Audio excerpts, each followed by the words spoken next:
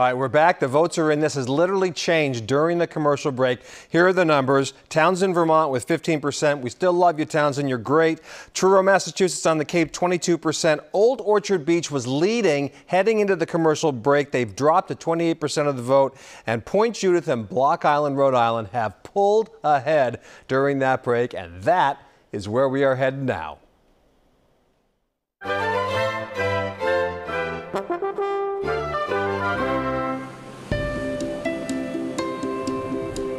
With more than a third of its just over 1,500 square miles covered by water, they don't call Rhode Island the ocean state for nothing.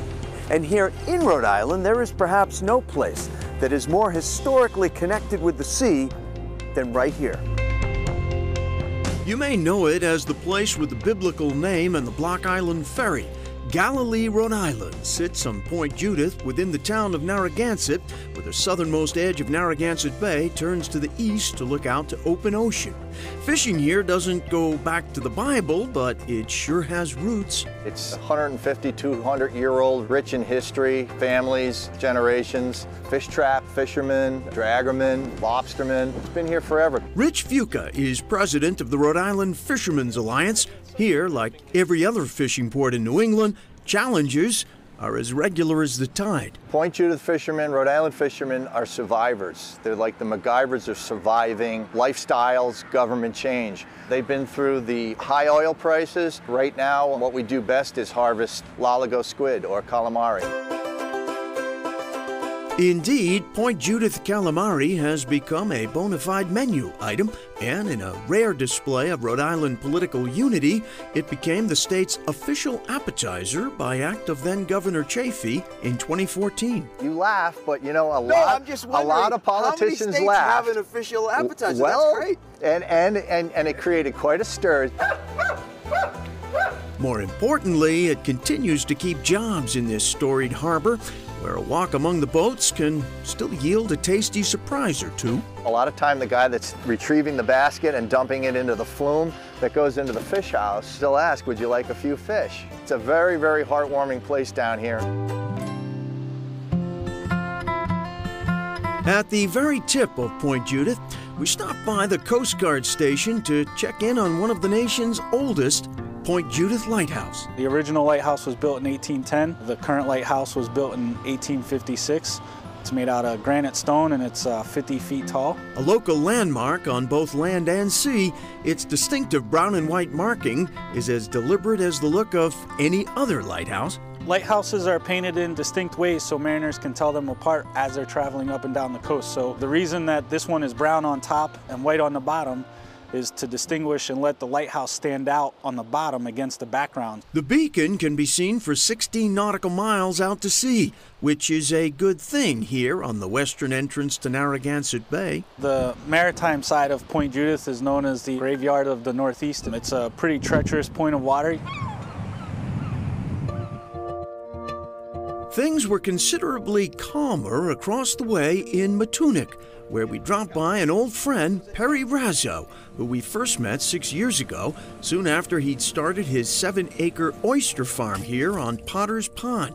The oyster farm is still thriving, but things are a bit different shoreside. The little seafood shack, which Razzo bought to dock his boats, has grown, just like the waiting list here, every single night. Are you amazed by the growth? Yeah, I'm surprised at the popularity of it, and it's, you know, it's really it's gratifying. It's neat. It's a lot of work, though. All of which seems to have paid off. USA Today named the Matunic Oyster Bar one of the world's 10 best oyster bars, and the food here consistently makes the top 20 U.S. seafood lists.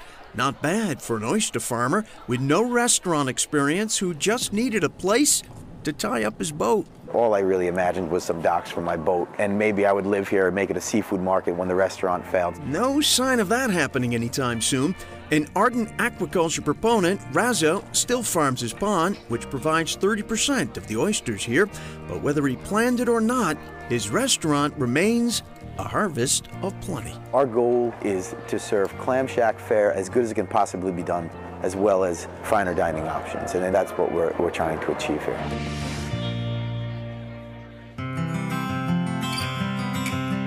The ferry is packed. We're ready for an island vacation. Just 7 miles long and 3 miles wide, Block Island is small, but its diverse terrain makes it feel much bigger. In the middle of the island, fields of daisies dance in the wind.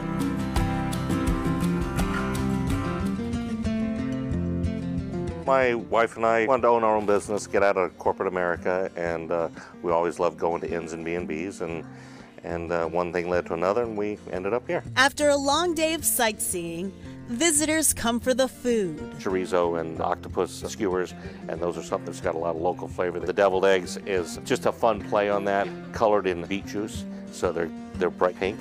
After their snack, a feast for the eyes. It's an unbelievably beautiful location. It's nice and relaxing sitting in the Adirondack or on the veranda here with the sunsets and the views of the beautiful views of the island itself. It is a beautiful place. Thank you for playing along with us tonight and helping us choose our destinations. Hope you enjoyed it. We are back on the road with modifications, of course, and look forward to bringing you more adventures throughout New England in the coming weeks and months. And that is Chronicle for tonight. Thanks so much for joining us, everyone.